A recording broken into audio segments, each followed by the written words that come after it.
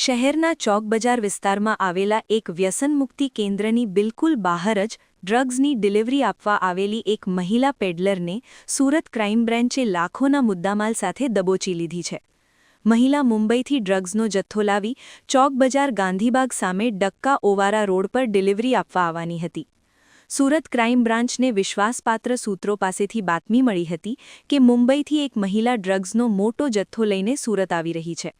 બાતમીમાં જણાવ્યા મુજબ રૂખસાર શેખ નામની આ મહિલા કાળા રંગનો બુરખો પહેરીને ચોકબજાર ગાંધીબાગની સામે ડક્કા ઓવારા તરફ જતા રોડ પર કોઈને ડ્રગ્સ આપવા આવવાની હતી. આ બાતમીના આધારે ક્રાઇમ બ્રાન્ચની ટીમે સચોટ આયોજન કરી આખા વિસ્તારમાં વોચ ગોઠવી દીધી હતી. પોલીસ જ્યારે વોચમાં હતી ત્યારે બાતમી મુજબની મહિલા પરિવર્તન વ્યસનમુક્તિ અને પુનઃવસન કેન્દ્રના ગેટ પાસે આવીને ઊભી રહી હતી. જે સ્થળે યુવાનો નશાની લત છોડવા માટે આવતા હોય તે જ સ્થળની બહાર ડ્રગ્સનું વેચાણ કરવાની આ હિંમત જોઈ પોલીસ અધિકારીઓ પણ સ્તબ્ધ થઈ ગયા હતા.